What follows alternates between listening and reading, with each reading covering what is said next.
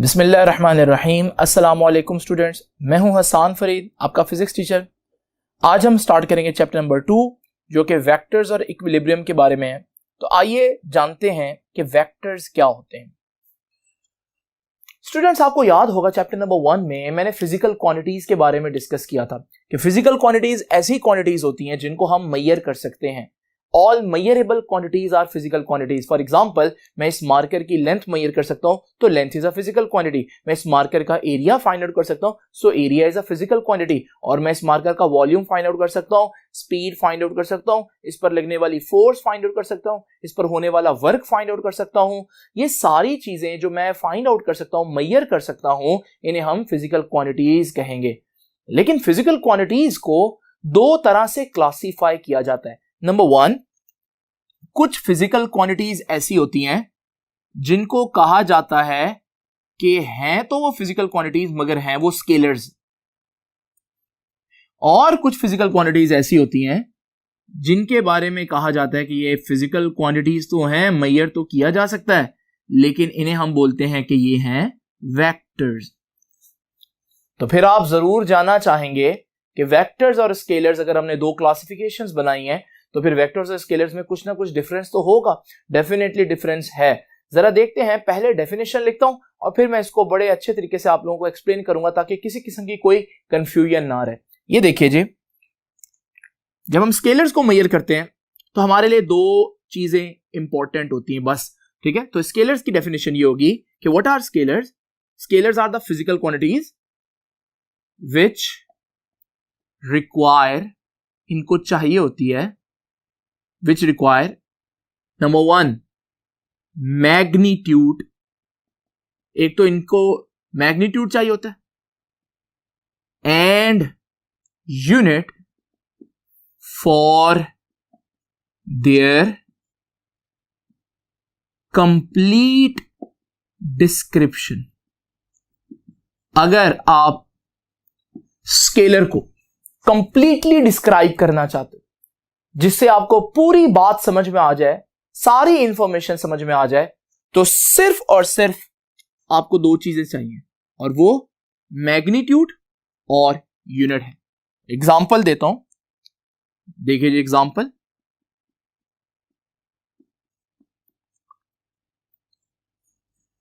Example में हमारे पास distance एक स्केलर क्वांटिटी है। कैसे स्केलर क्वांटिटी है?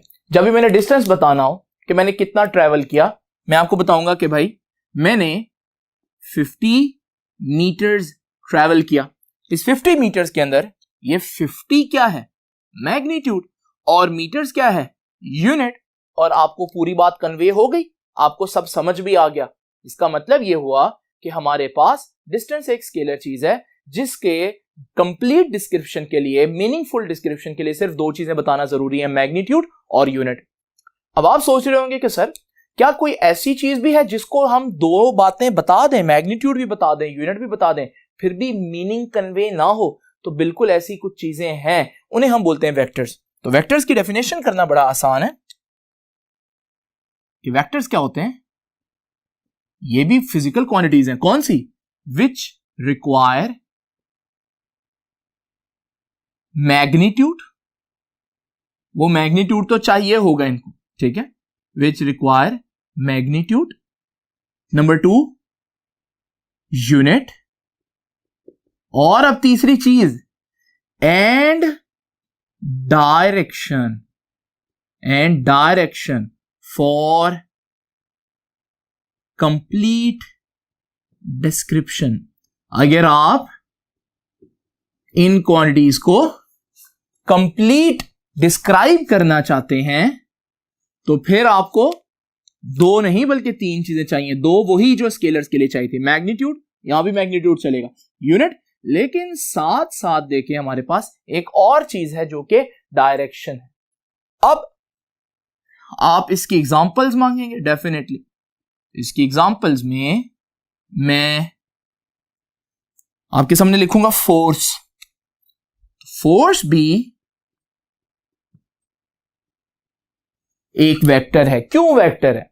क्योंकि जब मैं आपको बोलूंगा कि भाई 50 न्यूटन्स की फोर्स लगी। क्या मीनिंगफुल डिस्क्रिप्शन है ये? 50 मैग्नीट्यूड है, न्यूटन यूनिट भी है, लेकिन जब भी मैं ये बोलूंगा कि 50 न्यूटन फोर्स लगी, आप फौरन पूछेंगे सर किस डायरेक्शन में? एक्स एक्सिस में, वाई एक्सिस में, हॉरिजॉन्टल, वर्टिकल, कुछ ना कुछ पूछेंगे आप। इसका मतलब मुझे बताना पड़ेगा 50 न्यूटन 30 डिग्री नॉर्थ।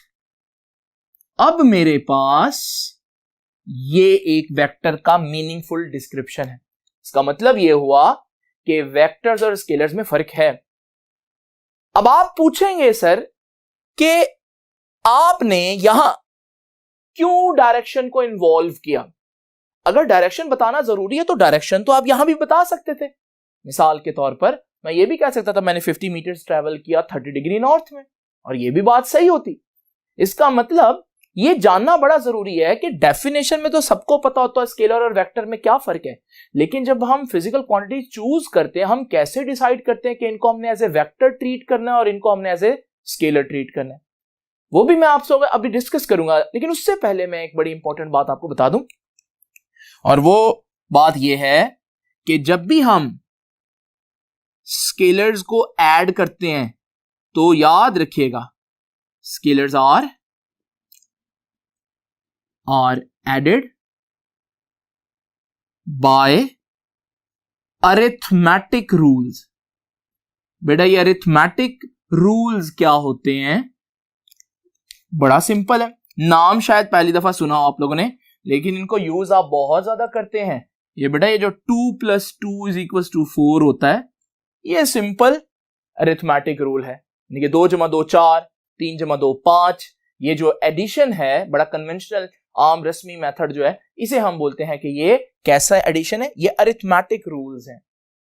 तो आप सोचेंगे सर इसका मतलब वेक्टर्स के लिए क्या कोई स्पेशल रूल्स हैं? बिल्कुल स्पेशल रूल्स होते हैं, और वो हमारे पास कहलाते हैं रूल्स ऑफ वेक्टर एडिशन, जिसे आप लोग 9th 10th में जानते हैं, जिसे मैं एक और नाम देता हूं हेड टू टेल रूल। तो ये है हमारे पास वेक्टर्स को ऐड करने का तरीका। ये क्या तरीका? ये आज का हमारा टॉपिक नहीं है, जस्ट आपको बता रहा हूं कि अभी तक आप पढ़ते हैं 2 + 2 4 होता है, लेकिन जब हम वेक्टर्स की बात करते हैं तो समटाइम्स 2 + 2 4 नहीं होता, क्योंकि यहां पर हम अरिथमेटिक रूल नहीं लगाएंगे। तो आते हैं अपने अभी क्वेश्चन की तरफ। क्या क्वेश्चन था कि सर आप इधर भी डायरेक्शन बता सकते थे लेकिन आपने नहीं बताई, तो इसको हम कैसे रिजॉल्व करेंगे? आइए जरा देखते हैं छोटी सी एग्जांपल से। ये बहुत इंपॉर्टेंट है अगर आप वाकई वेक्टर और स्केलर में फर्क करना चाहते हैं। स्टूडेंट्स, ये मैंने आपके सामने एक छोटा सा सिनेरियो बनाया, जरा देखें। ये डिस्टेंस और डिस्प्लेसमेंट है। अब आप लोग डिस्टेंस और डिस्प्लेसमेंट के बारे में बहुत ज्यादा जानते हैं, 9th और 10th में आप लोग पढ़ कर आए हैं, लेकिन अभी आप थोड़ी देर के लिए अपना ब्रेन वॉश कर दें और सोचें कि आप पहली दफा डिस्टेंस और डिस्प्लेसमेंट पढ़ने जा रहे हैं। आपको नहीं पता इनमें से कौन सा स्केलर है, आपको नहीं मालूम इनमें से कौन सा वेक्टर है, और आज हम ये डिसाइड करेंगे। लेकिन कौन सी क्वांटिटी स्केलर होगी, कौन सी वेक्टर होगी, ये डिसाइड करने से पहले हमें स्केलर और वेक्टर का पता होना चाहिए, और वो हम देख चुके हैं। स्केलर्स जिनके लिए डायरेक्शन इंपॉर्टेंट नहीं होती, वेक्टर्स जिनके लिए डायरेक्शन इंपॉर्टेंट होती है। दूसरी इंपॉर्टेंट बात कि डिस्टेंस और डिस्प्लेसमेंट एक्चुअली में होते क्या है, पहले मुझे इनको डिफाइन करना पड़ेगा, फिर मुझे पता चलेगा कि इनको स्केलर्स की तरह ट्रीट करना है या वेक्टर्स की तरह ट्रीट करना है। तो पहले मैं इनको डिफाइन करता हूं। देखिए, मैं यहां कोई साइंटिफिक डेफिनेशन की बात नहीं कर रहा, सिर्फ हमने इस चीज की अंडरस्टैंडिंग लेने के लिए मैं इनकी एक आपको बड़ी ही सिंपल डेफिनेशन करता हूं, और वो ये है कि डिस्टेंस हम क्या कहेंगे? डिस्टेंस सिंपल है, how much you have travelled. आपकी आम जिंदगी में जिस तरह से आप डील करते हैं वही लैंग्वेज यूज कर रहा हूं। जब भी मैं पूछूंगा डिस्टेंस क्या है, आप बोलेंगे कि मैंने कितना ट्रैवल किया है, कितना फासला तय किया है, ये डिस्टेंस है। और अब जरा देखते हैं डिस्टेंस क्या बनेगा। ये देखिए जी, ये आपका घर है, इसे मैं बोल देता हूं ये आपका इनिशियल पॉइंट है जहां से आप चलना शुरू करेंगे। ये 1 किलोमीटर के मैंने आपके सामने जो मार्क्स लगाए हैं, आप यहां से चले, मैं पूछता हूं भाई डिस्टेंस कितना हुआ, आप कहेंगे क्या डेफिनेशन बताइए, how much you have travelled, you have travelled nothing, तो आप कहेंगे डिस्टेंस 0 मीटर्स है या 0 किलोमीटर्स है। अब जरा देखिए, आप यहां से यहां पर आ गए, जब आप यहां पर आएंगे मैं आपसे पूछूंगा बताएं भी डिस्टेंस, आप देखेंगे डिस्टेंस, अच्छा डेफिनेशन देखेंगे, डेफिनेशन क्या है, कितना चले हैं आप, तो कितना चले आप यहां से यहां तक 1 किलोमीटर, आप कहेंगे सर डिस्टेंस हुआ 1 किलोमीटर। फिर आप यहां पर आ गए और मैं आपसे फिर से पूछता हूं कि यहां पर आने पर डिस्टेंस कितना है। अब मैं किलोमीटर्स नहीं लिख रहा, ठीक है, तो यहां पर डिस्टेंस आप फिर डेफिनेशन देखते हैं कितना चले, यहां से यहां तक आप 2 किलोमीटर चल गए, और फिर जब यहां होंगे तो आप कहेंगे डिस्टेंस 3 किलोमीटर है, और जब आप यहां होंगे आप कहेंगे डिस्टेंस 4 किलोमीटर है, राइट। अब यहां आती है इंपॉर्टेंट बात, इमेजिन करें आप फौरन ही वापस पलटे, जब आप वापस आएंगे यहां, मैं आपसे पूछता हूं फिर से, बताओ भाई डिस्टेंस कितना है। अब आप अपनी डेफिनेशन देखते हैं, आप कहते हैं कि भाई how much I have travelled. अब आप घर से स्टार्ट हुए थे, 1 किलोमीटर चले, फिर 2, फिर 3 और फिर 4, और फिर जब आप इधर पहुंचे तो फिर आपने 5वां किलोमीटर भी ट्रेवल किया, तो आपकी डेफिनेशन के मुताबिक आप मुझे बताएंगे कि डिस्टेंस कितना हुआ 5 किलोमीटर। जब आप इधर जा रहे थे तो आप जो भी ट्रेवल कर रहे थे आप उसको ऐड कर रहे थे, यानी कि पॉजिटिव कंसीडर कर रहे थे, और आपने जैसे ही डायरेक्शन चेंज की, डायरेक्शन चेंज कर ली, मगर अभी भी आप डिस्टेंस को उसी तरह ऐड कर रहे हैं। जब आप मजीद इधर जाएंगे तो आप कहेंगे मैंने 6 किलोमीटर ट्रेवल किया, जब आप मजीद इधर जाएंगे आप कहेंगे 7 किलोमीटर ट्रेवल किया, यानी कि जब आप इधर जा रहे हैं जो ट्रीटमेंट आप कर रहे हैं बिल्कुल वापस आते हुए भी डायरेक्शन चेंज करने पर भी आपने ट्रीटमेंट में कोई फर्क नहीं डाला।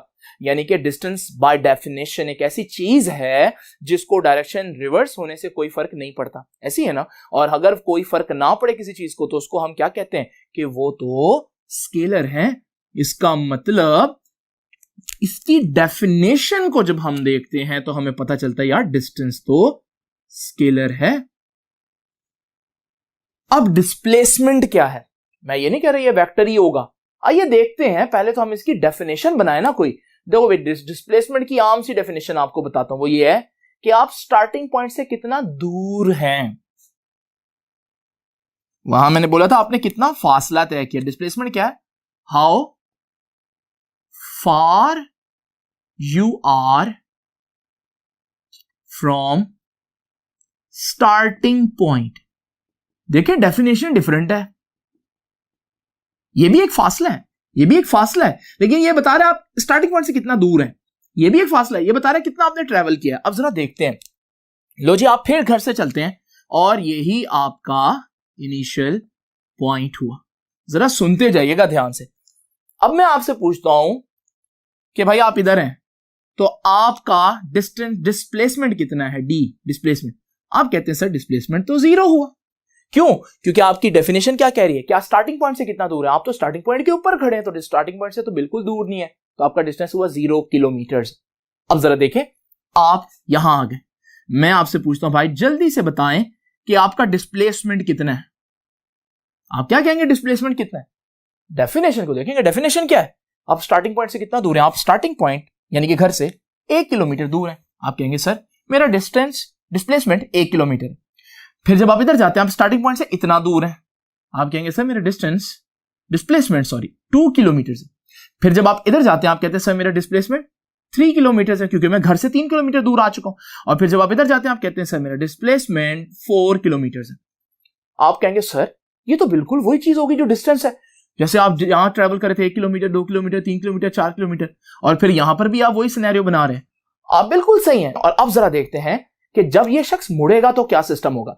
अब ये शख्स रिवर्स होकर इधर आ गया, मैं आपसे पूछता हूं जल्दी से बताएं डिस्प्लेसमेंट कितना है। अब डिस्प्लेसमेंट की डेफिनेशन देखें, आप स्टार्टिंग पॉइंट से कितना दूर है। जब वो शख्स 1 किलोमीटर वापस आया तो अब आप अपने घर से कितना दूर रह गए, 3 किलोमीटर दूर रह गए।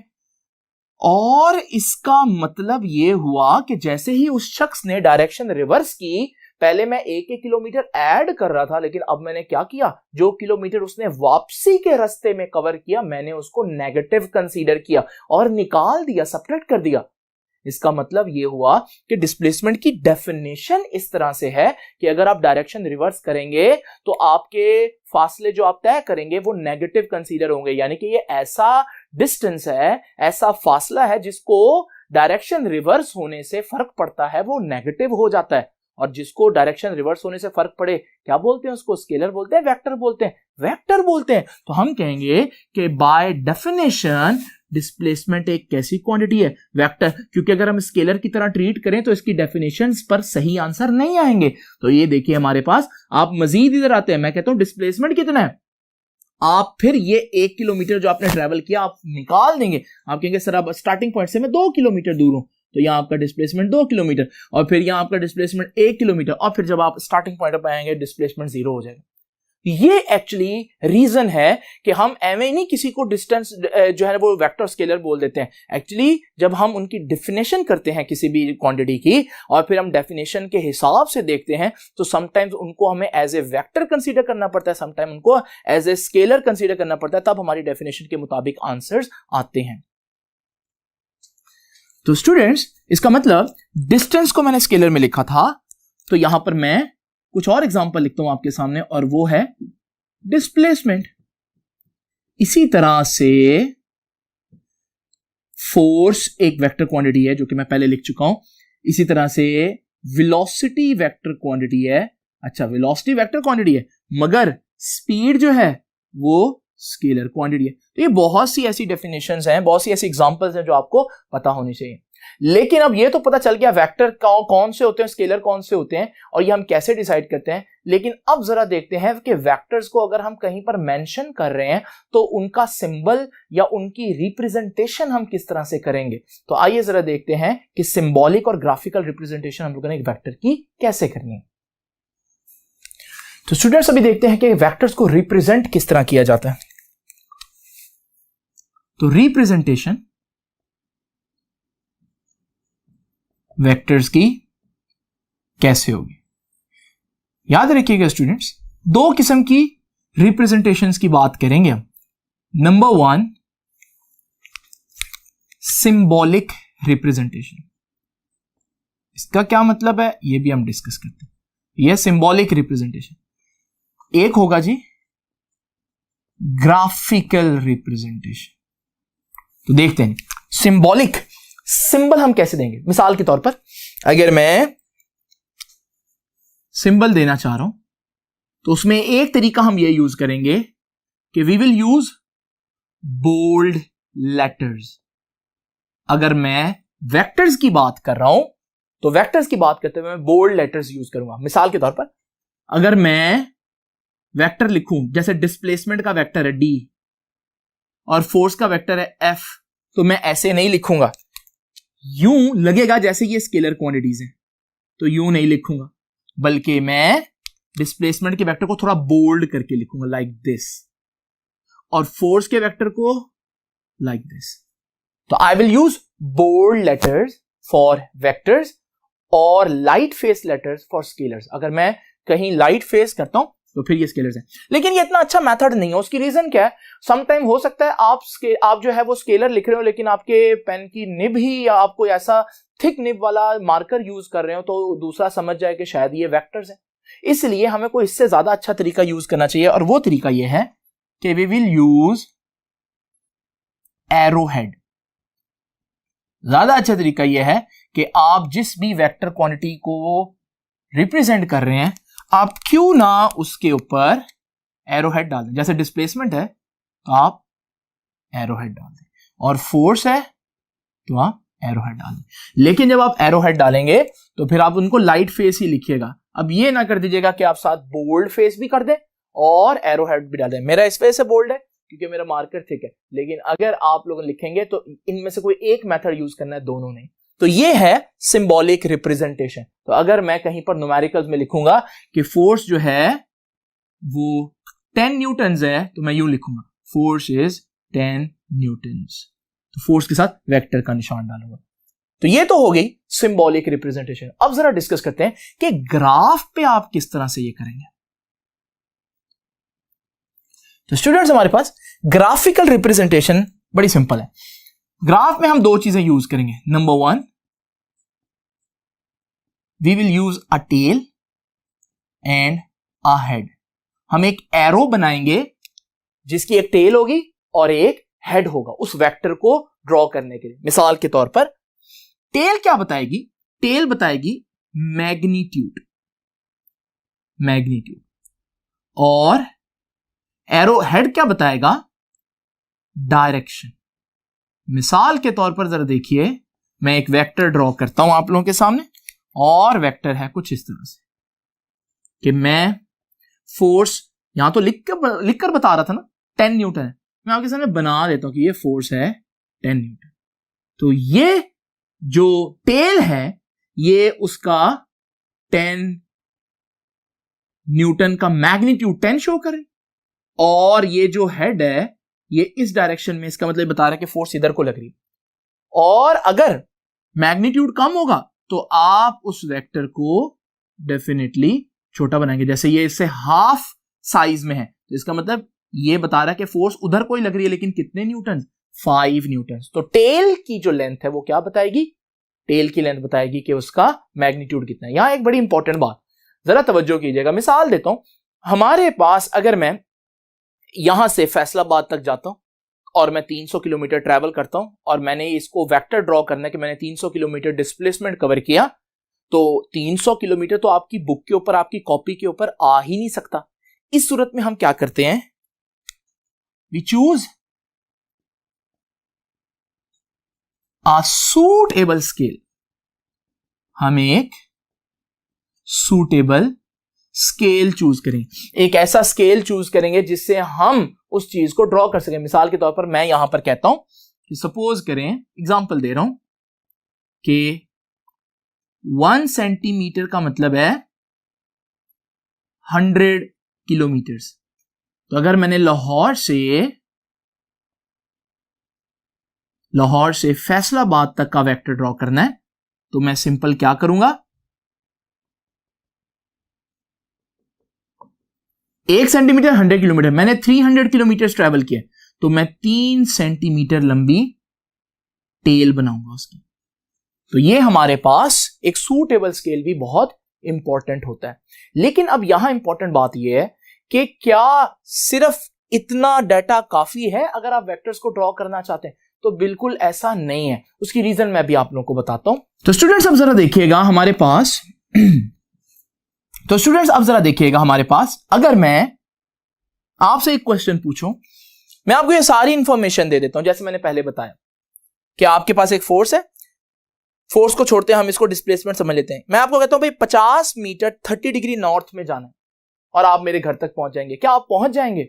ऐसा नहीं होगा। उसकी रीजन क्या है? क्योंकि अगर आप 50 मीटर ट्रैवल करेंगे 30 डिग्री नॉर्थ, आपको सारी चीजें मैंने बताई हैं, लेकिन मैंने एक बात नहीं बताई, और वो क्या है? वो ये कि भाई हमने स्टार्ट कहां से करना है।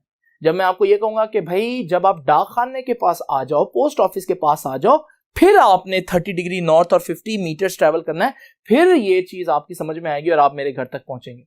तो यानी कि हमें कोई एक रेफरेंस पॉइंट जरूर चाहिए ताकि हम वहां से स्टार्ट करें। तो अब जरा देखते हैं वो रेफरेंस पॉइंट क्या है। ये देखिए स्टूडेंट्स, हमारे पास वेक्टर्स को ड्रॉ करने से पहले हम दो हॉरिजॉन्टल और वर्टिकल लाइंस ड्रॉ करते हैं, और ये दो हॉरिजॉन्टल और वर्टिकल लाइंस जो हैं उन्हें हम बोलते हैं कि ये एक्स एक्सिस और वाई एक्सिस है। याद रखिएगा, हम एक्स एक्सिस की जो राइट साइड पर वैल्यूज हैं पॉजिटिव वैल्यूज लेंगे, और एक्स एक्सिस की लेफ्ट वैल्यूज को नेगेटिव वैल्यू कंसीडर करेंगे। इसी तरह से वाई एक्सिस पर जो अपवर्ड वैल्यूज हैं उनको हम पॉजिटिव कंसीडर करेंगे, और वाई एक्सिस पर जो डाउनवर्ड वैल्यूज हैं उनको हम नेगेटिव कंसीडर करेंगे। तो ये है हमारे पास एक ऐसा सिस्टम जिसमें हमने एक्स एक्सिस और वाई एक्सिस बनाया है। याद रखिएगा, एक्स एक्सिस और वाई एक्सिस जिस पॉइंट पर मिलते हैं ये पॉइंट कहलाता है ओरिजिन, और ज्यादातर वेक्टर्स हम इसी पॉइंट के रेफरेंस से ड्रॉ करते हैं। तो वो जो मैं रेफरेंस पॉइंट की बात कर रहा था वो हमारा ये रेफरेंस पॉइंट है, इसे हम बोलते हैं कि ये ओरिजिन। अब दूसरी इंपॉर्टेंट बात यहां देखने वाली है, वो ये है कि ये जो पूरा हमारा सिस्टम है इसको हम दो नाम देते हैं जो कि आप लोगों ने ऑब्जेक्टिव के लिए याद रखने। पहला नाम देते हैं कि रेक्टेंगुलर कोऑर्डिनेट सिस्टम,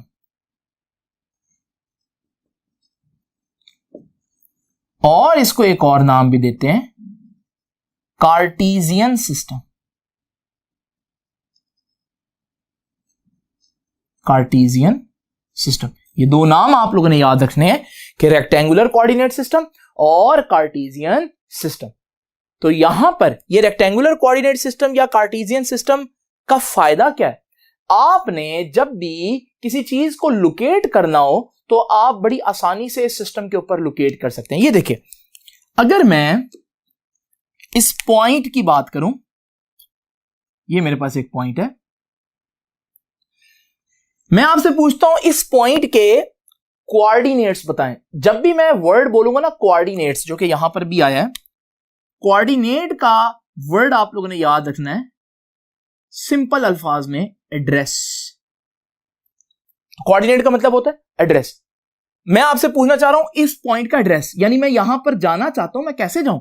आप कहेंगे सर आप ऐसा करें, 2 पॉइंट्स एक्स एक्सिस में जाएं और फिर 4 पॉइंट वाई एक्सिस में जाएं, आप इस पॉइंट पर पहुंच जाएंगे। इसका मतलब इस पॉइंट का एड्रेस क्या होगा? एड्रेस मतलब कोऑर्डिनेट्स क्या होंगे? एक्स एक्सिस का एड्रेस पहले लिखेंगे, एक्स एक्सिस में आपने कितना ट्रैवल किया इस पॉइंट तक जाने के लिए? 2, और फिर वाई एक्सिस में कितना ट्रैवल किया इस पॉइंट तक जाने के लिए? 4। तो ये 2 और 4 इसके क्या होंगे?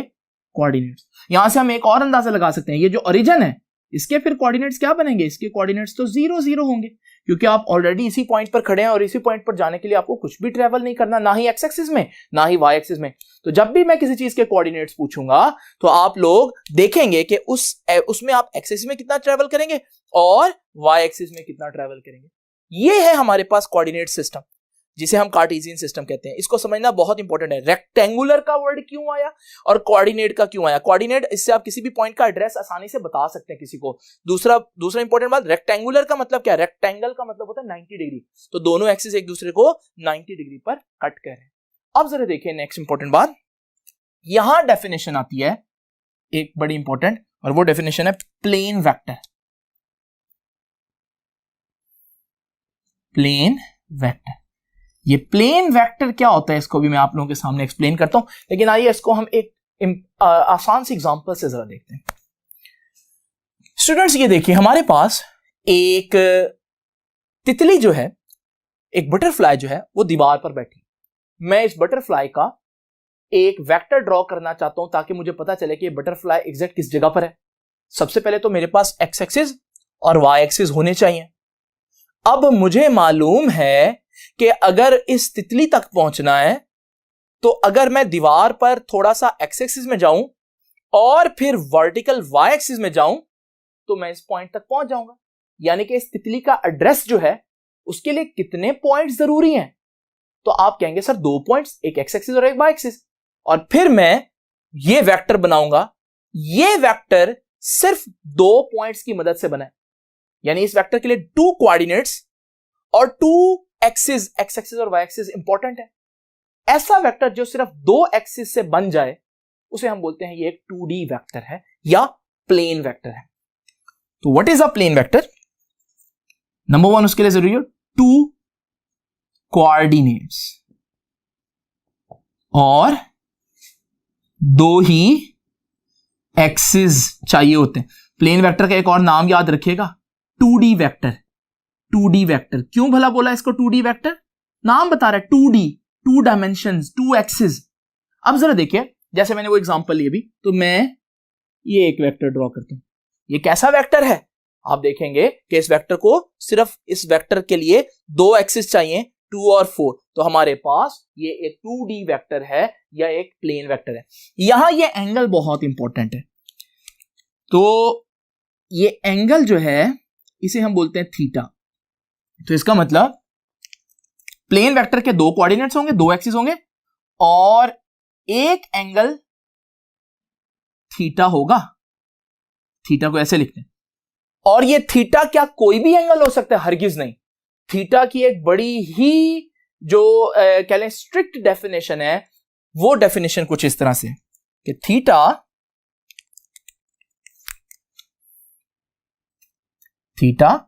Is an angle which a vector makes from, अब ये अगली बात जरा ध्यान से सुनिएगा, from positive x axis in anti clockwise direction. यानी कि अगर मैं यहां से एक एंगल बना दूं, ये वेक्टर है और इस वेक्टर तक मैं एक एंगल बनाता हूं, ब्लैक में शो करूंगा ये एंगल, क्या मैं इसको थीटा बोल सकता हूं? है तो ये एक्स एक्सिस से वेक्टर तक, लेकिन ये कौन सा एक्स एक्सिस है? ये तो नेगेटिव एक्स एक्सिस है, लेफ्ट वाला। इसका मतलब नेगेटिव एक्स एक्सिस से नहीं, वो क्या कह रहा है, दो शर्तें बता रहे हैं, पॉजिटिव एक्स एक्सिस से और एंटी क्लॉकवाइज। तो पॉजिटिव एक्स एक्सिस ये है और ये देखिए एंटी क्लॉकवाइज, घड़ी के ऑपोजिट डायरेक्शन में ऐसे ही जाएगा ना, तो ये थीटा है, ये थीटा नहीं होगा। तो इसका मतलब मैथमेटिक्स में तो आप किसी भी एंगल को थीटा कह सकते हैं ना, लेकिन फिजिक्स में आप किसी भी एंगल को थीटा नहीं कह सकते, बल्कि बड़े स्पेसिफिक एंगल है जिनको आप थीटा बोल सकते हैं, और वो एंगल जो है वो पॉजिटिव एक्स एक्सिस से बनेगा और एंटी क्लॉकवाइज डायरेक्शन में बनेगा। आप आज की आखिरी बात डिस्कस करते हैं और वो है कि प्लेन वेक्टर की जगह कोई और वेक्टर भी होता है, तो जरा देखते हैं। स्टूडेंट्स, फिर से इमेजिन करें कि हमारे पास एक तितली है, लेकिन ये तितली जो है ये दीवार पर बैठी नहीं है, बल्कि दीवार से थोड़ा सा आगे उड़ रही है और मैं इस तितली तक पहुंचना चाहता हूं। आपको मालूम है पहले तो मेरे पास एक्सिस होने चाहिए, एक्स एक्सिस, वाई एक्सिस, और यहां पर मुझे एक और एक्सिस चाहिए होगा, वो मैं बताता हूं क्यों। अब जरा देखिए, मैं एक्स एक्सिस में गया और फिर मैं वाई एक्सिस में ऊपर जाऊंगा। जब मैंने देखा मैं वाई एक्सिस में भी चला गया हूं, लेकिन मैं तितली तक नहीं पहुंचा। इसका मतलब दो कोऑर्डिनेट्स काफी नहीं है, तो मुझे क्या करना पड़ेगा, मुझे इस प्लेन से बाहर को ट्रैवल करना पड़ेगा, यानी कि z एक्सिस में ट्रैवल करना पड़ेगा, फिर जाकर मैं तितली तक पहुंचूंगा। इस सूरत में इसके तीन कोऑर्डिनेट्स हुए, एक्स एक्सिस का एड्रेस बताएगा, वाई एक्सिस का, और z कोऑर्डिनेट z एक्सिस का एड्रेस बताएगा। और ऐसा वेक्टर अगर मैं ड्रॉ करूंगा तितली तक, ये ऐसा वेक्टर है जो तीन एक्सिस की मदद से या तीन कोऑर्डिनेट्स की मदद से ड्रॉ हुआ है, इसे मैं 2D वेक्टर नहीं कह सकता, इसे मैं 3D वेक्टर कहूंगा। और इसका एक और नाम है स्पेस वेक्टर। स्पेस से बच्चे कंफ्यूज हो जाते हैं कि शायद ये स्पेस में बनता है वेक्टर, ऐसा नहीं है, बल्कि ये स्पेस वेक्टर इस वजह से क्योंकि ये 3D वेक्टर है। दूसरी बात, अगर आप यहां पर एंगल्स देखेंगे तो इसका एक एक्स एक्सिस से एंगल बनेगा, एक वाई एक्सिस से बनेगा और एक जेड एक्सिस से बनेगा, और इनको हम अल्फा, बीटा और गैमा का नाम देंगे। तो 2D वेक्टर के लिए सिर्फ एक एंगल थीटा चाहिए था, लेकिन इसके लिए हमारे पास तीन एंगल चाहिए, अल्फा, बीटा और गैमा। तो इसका मतलब अगर मैं बताऊं कि एक प्लेन वेक्टर क्या है, तो बड़ी सिंपल बात है कि एक प्लेन वेक्टर बेसिकली एक 3D वेक्टर है। इसके लिए कितने कोऑर्डिनेट्स चाहिए? 3 कोऑर्डिनेट्स चाहिए, और इसके लिए 3 एक्सिस भी चाहिए, एक्स वाई जेड, और इसके लिए 3 एंगल्स चाहिए जिनको अल्फा, बीटा और गैमा बोलेंगे। याद रखिएगा, अल्फा कहां से बनेगा? एक्स एक्सिस से। बीटा कहां से बनेगा जी? वाई एक्सिस से। और गैमा जेड एक्सिस से। स्टूडेंट्स, आज की आखिरी बात बता दूं, आपके सामने फिर से रेक्टेंगुलर कोऑर्डिनेट सिस्टम ड्रॉ करता हूं, लेकिन 3D के लिए। अब 2 axis, X axis, Y axis, और तीसरा एक्सिस जेड एक्सिस। तो ये एक्स, वाई एक्सिस और जेड एक्सिस। लेकिन स्टूडेंट्स, ये एक्सिस इधर को नहीं है, ये एक्चुअली में out of the white board है। यानी अगर मैं 3D में इमेजिन कर रहा हूं, ये तीनों जो है ना एक्सिस इस तरह से, और ये तीनों एक दूसरे पर 90 डिग्री है, देख रहे हैं ना आप लोग। लेकिन अब मसला क्या है कि मैं एक्चुअली में इस वेक्टर को इधर बना नहीं सकता, इस वजह से मैं इसको इधर बना देता हूं। तो ये एंगल ऐसे लगता है जैसे ये 90 नहीं है। अगर आप 3D में देख रहे थे, जैसे जो मैंने अभी दिखाया, तो उसमें ये सारे एंगल 90, तो X axis, Y axis, Z axis तीनों 90 डिग्री पर है। और आखिरी बात ये आपको बताता चलूं कि यहां पर बच्चे एक और कंफ्यूजन देखते हैं। बच्चे कहते हैं सर बुक में गलती है। भला क्या सर, इधर एक्स एक्सिस इधर बना हुआ है और ये वाई एक्सिस है, और इवन समटाइम एक्स एक्सिस इसको बोल देते हैं। ये गलती नहीं है बच्चों, एक्स वाई जेड सिर्फ हमने नाम देने, इससे कोई फर्क नहीं पड़ता। हम एक्स वाई जेड जो है इसको एक्स नाम दे दें, वाई इसको नाम दे दें, कोई प्रॉब्लम नहीं है इसमें। तो समटाइम आपको बुक जो है वो हॉरिजॉन्टल एक्सिस को एक्स नहीं बोलेगी, तो आप लोगों ने परेशान नहीं होना, ये एक सिंपल कन्वेंशन है, इसको हम चेंज भी कर सकते हैं। ये था हमारा आज का आर्टिकल। आई होप कि आपको थोड़ा सा क्लैरिटी हुई होगी कि वेक्टर्स और स्केलर्स में बेसिक डिफरेंस है किस चीज का, और वेक्टर्स को ड्रॉ करने के लिए क्या चीजें इंपॉर्टेंट है। तो ये कोऑर्डिनेट्स और ये सारी चीजें आपको पता होनी चाहिए। नेक्स्ट टाइम हम पढ़ेंगे वेक्टर्स की कुछ बड़ी ही फेमस टर्म्स